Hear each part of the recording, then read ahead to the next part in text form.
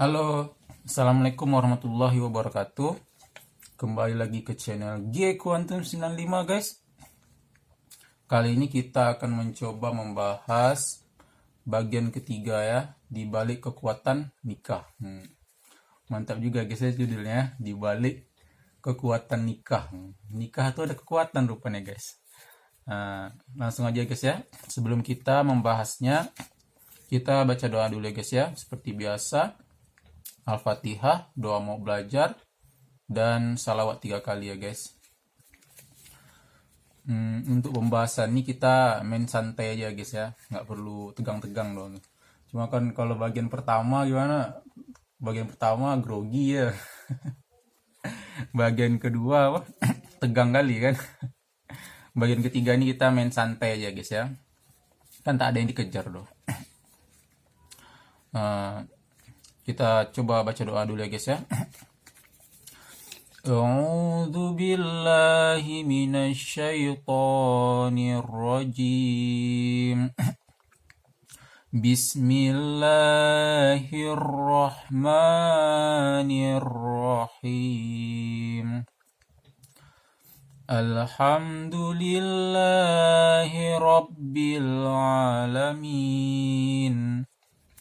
Ar-Rahmanir-Rahim. Maliki yaumiddin. Iyyaka na'budu wa iyyaka nasta'in. Ihdinas siratal mustaqim. Siratal ladzina an'amta 'alaihim ghairil maghdubi 'alaihim waladdallin. Amin. Bismillahirrahmanirrahim. Allahumma ashrah li sadri wa yassir li amri wahlul 'uqdatam min lisani yafqahu qawli. Rabbi zidni ilman warzuqni fahman. Allahumma shalli ala sayyidina Muhammad wa ala alihi sayyidina Muhammad. Allahumma salli ala sayyidina Muhammad wa ala alihi sayyidina Muhammad.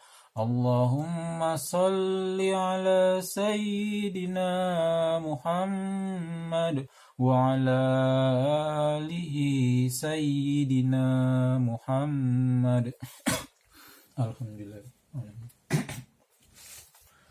Oke guys, kita lanjut bagian yang ketiga ya, di balik kekuatan nikah. Kalau ada orang ada judul lagu the power of love. Kalau ini the power of marriage. The power of marriage. Jadi ibarat tuh nikah itu ada kekuatan di dalamnya guys. Kalau saya pribadi menilai kenapa nikah itu ada kekuatan. Kalau saya menjawab di lagu guys, lagu almarhum ya, Ustadz Jeffrey Al-Bukhari ya, lagu Bidadari Surgaku. Ya menurut saya sih itu jawabannya. Soalnya kan gimana lagunya itu, hatimu tempat berlindungku dari kejahatan syahwatku. Tuhanku merestui itu, dijadikan engkau istriku. Hatimu tempat berlindungku. Oke guys ya, itu lanjutlah nanti ya. Nanti nggak jadi pula kita belajar guys nyanyi kita. Oke guys, kemudian nikah itu kekuatan nikah, di balik kekuatan nikah. Tapi kalau untuk referensinya guys, Kita baca guys ya. Nikah adalah benteng yang melindungi seorang hamba dari terjerumusnya ke dalam zina, yang merupakan salah satu dosa besar. Allah telah memperingatkan agar waspada terhadap zina dan kerugian yang ditimbulkannya. Sebab itu kerugian yang ditimbulkan zina merupakan kerugian terbesar, yaitu bertentangan dengan kemaslahatan sistem alam dalam memelihara garis keturunan, melindungi kemaluan, menjaga kehormatan, dan membentengi dari perkara yang menimbulkan permusuhan dan kebencian terhadap di antara manusia, yaitu masing-masing dari mereka merusak istri kawannya, anak perempuannya, saudara wanitanya, dan ibunya. Jadi itu ya guys ya. Itu adalah kerusakan dunia yang kerugiannya mengiringi kerugian yang ditimbulkan dari pembunuhan dalam hal dosa besar. Karena itu Allah mengiringkannya dengannya dalam kitabnya dan Nabi dalam sunnahnya. Itu pula ya. Karena itu Allah mengiringkannya dengannya dalam kitabnya dan dalam sunnahnya. Sebagaimana telah disebutkan, Imam Ahmad radhiyallahu anhu mengatakan, saya tidak mengetahui setelah membunuh jiwa ada suatu dosa yang lebih besar daripada zina. Allah telah menegaskan keharamannya. Di dalam surat Al-Furqan ayat 68 ya guys. A'udzu billahi minasyaitonir rajim. Bismillahirrahmanirrahim. والذين لا يدعون مع الله إلها آخر ولا يقتلون النفس التي حرم الله إلا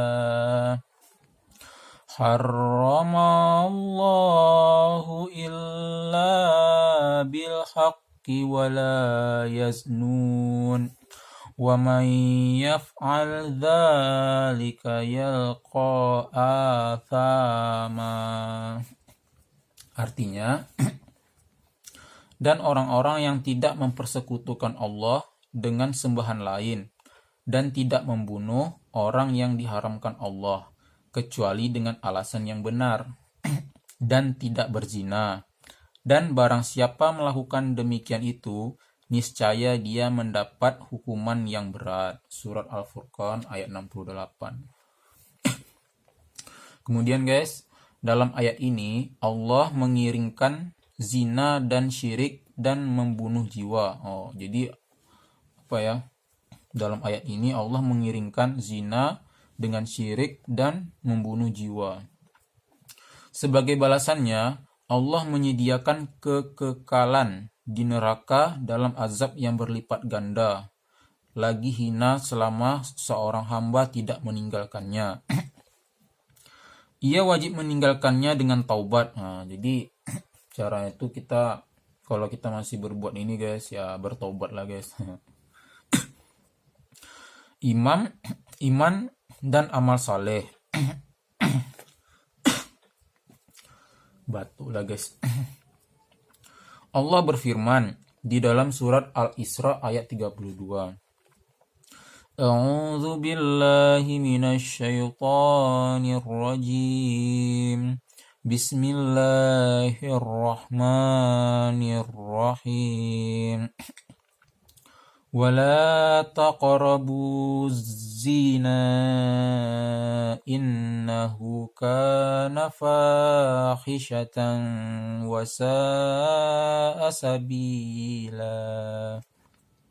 Artinya, dan janganlah kamu mendekati zina. Zina itu sungguh suatu perbuatan keji dan suatu jalan yang buruk. Surat Al-Isra ayat 32 ya guys. Allah telah mengabarkan tentang kenistaannya dengan sendirinya yaitu keburukan yang mencapai klimaksnya. Yaitu keburukan yang mencapai klimaksnya. Sehingga kenistaannya sudah melekat pada akal hingga banyak hewan sekalipun. Sebagaimana disebutkan Al-Bukhari radhiyallahu anhu dalam sahihnya. Berarti hadis ya guys ya. Dari Amir bin Maimun Al-Audi. Dia mengatakan, Ra'aitu fil jahiliyati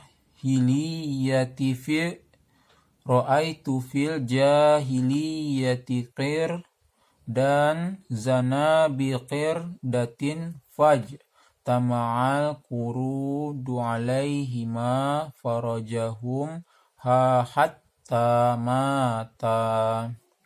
Artinya, di zaman jahiliyah aku melihat kera jantan berzina dengan kera betina.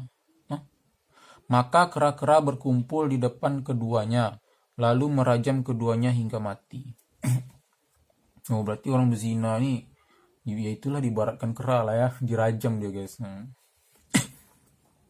Kemudian Allah mengabarkan tentang klimaksnya bahwa itu adalah seburuk-buruk jalan, karena ia adalah jalan kebinasaan, kesengsaraan di dunia, jalan azab, dan kehinaan di akhirat. Karena menikahi istri-istri ayah adalah yang terburuk, maka Allah mengkhususkan dengan celaan yang lebih. Dengan mengatakan hal itu adalah kenistaan, menjadikan Allah murka dan buruk jalannya. Allah juga mengaitkan keberuntungan seorang hamba pada sikap memelihara kemaluannya dari zina. Jadi kalau orang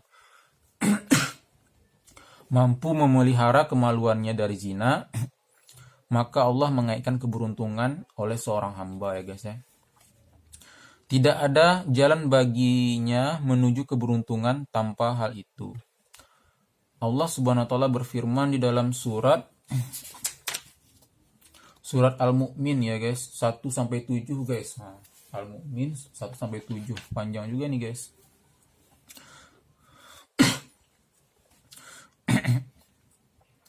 A'udzu billahi minasy syaithanir rajim.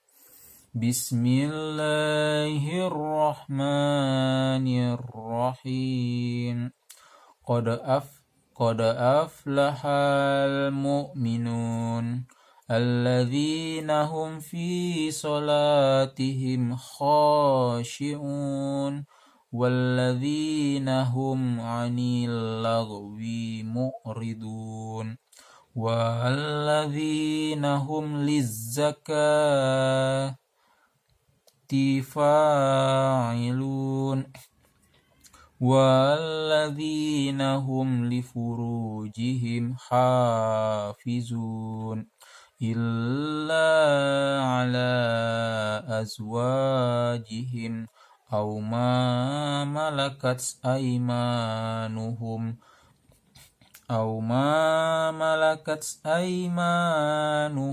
fa innahum ghairu malumin famanib tawaro adzalika faulaika humul adun. Ulang lagi guys ya. Famanib tawaro adzalika faulaika humul adun. Shadaqallahul azim. Artinya, sungguh keberuntungan orang-orang yang beriman, yaitu orang yang khusyuk dalam sholatnya dan orang yang menjauhkan diri dari perbuatan dan perkataan yang tidak berguna, dan orang yang menunaikan zakat, dan orang yang memelihara kemaluannya, kecuali terhadap istri-istri mereka atau hamba sahaya yang mereka miliki. Maka sesungguhnya mereka tidak tercela. Tapi barang siapa mencari di balik itu zina dan sebagainya, maka mereka itulah orang-orang yang melampaui batas. Ini dari 3 perkara. Ini berisi 3 perkara. Berarti surah Al-Mu'min ini berisi tentang 3 perkara ya guys.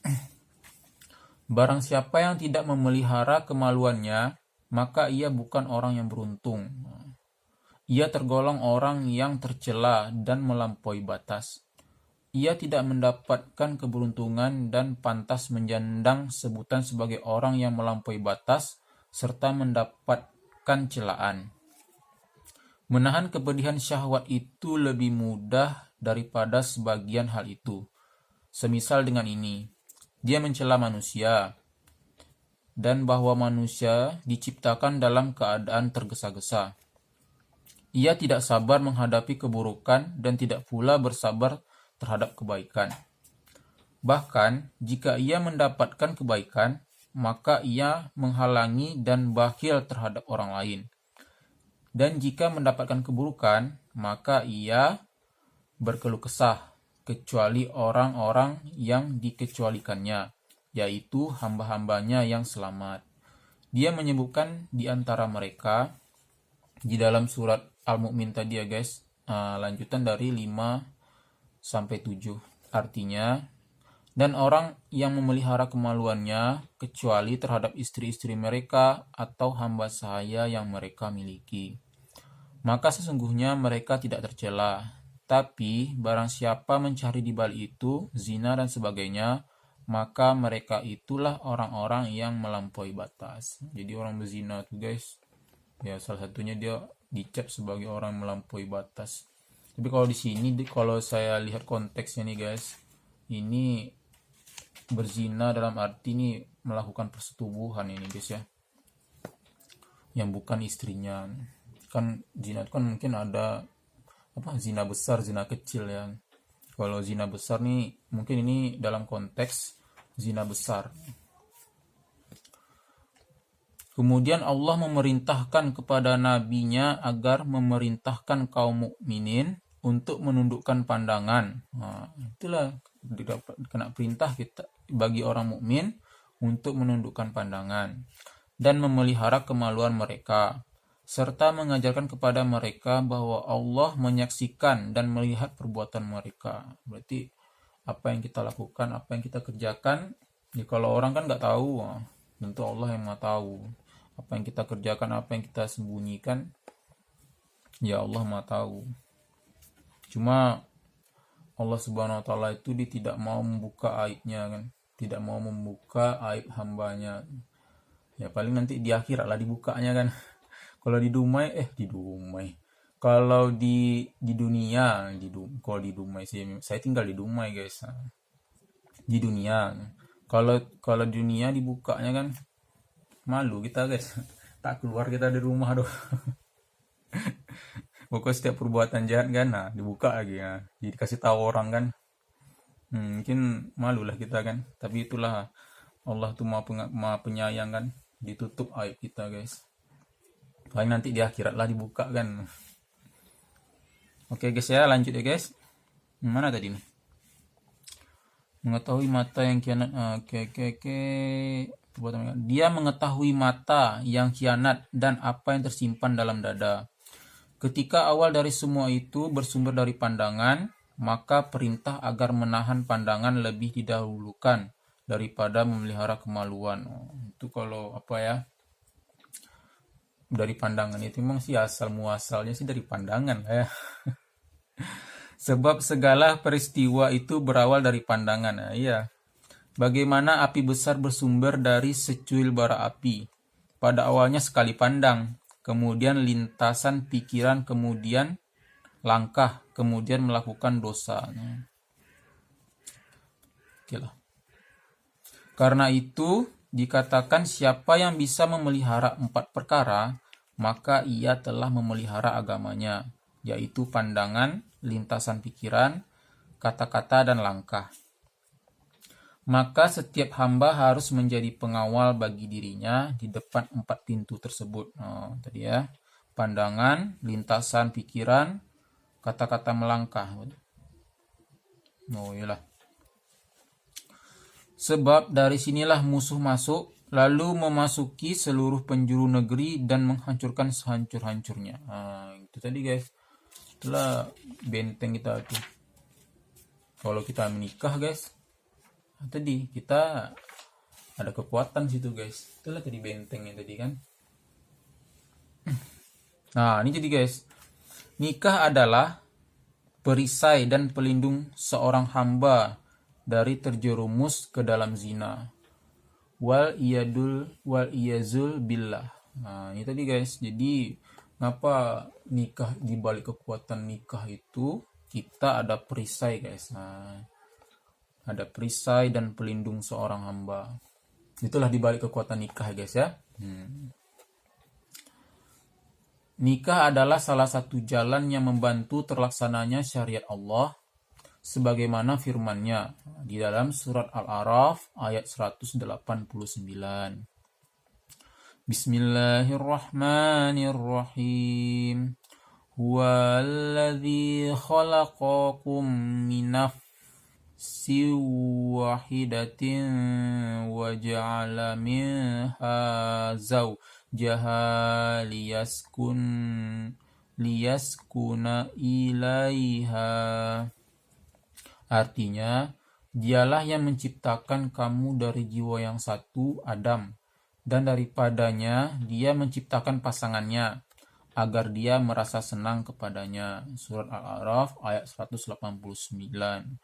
Kemudian ada lagi guys, surat Ar-Rum ayat 21. Surat Ar-Rum 21 ini tadi ada juga dibahas di bagian 1 ya guys ya. Ini video yang pertama. Kita baca lagi guys ya. Di antara tanda-tanda kebesarannya ialah dia menciptakan pasangan-pasangan untukmu dari jenismu sendiri, agar kamu cenderung dan merasa tentram kepadanya, dan dia menjadikan di antara rasa kasih dan sayang. Sungguh, pada yang demikian itu benar-benar terdapat tanda-tanda kebesaran Allah bagi kaum yang berfikir. Udah selesai guys ya. Shadaqallahul azim. Oke guys, kita tutup dengan doa ya guys ya. Doa selesai belajar ya guys. Belum mana doa selesai belajar kita nih guys. Oke. Bismillahirrahmanirrahim. Allahumma arinal haqqa haqqan warzuqna tiba'ah wa arinal batila batila warzuqna jitinabah. Artinya, ya Allah, tunjukkanlah kepada kami kebenaran sehingga kami bisa mengikutinya, dan tunjukkanlah kepada kami kejelekan sehingga kami dapat menjauhinya. Oke guys, sekian dulu pembahasannya dengan judul dibalik kekuatan nikah guys ya.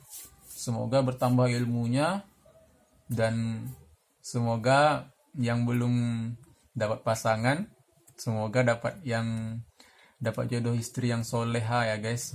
Dan untuk yang perempuan dapat suami yang soleh.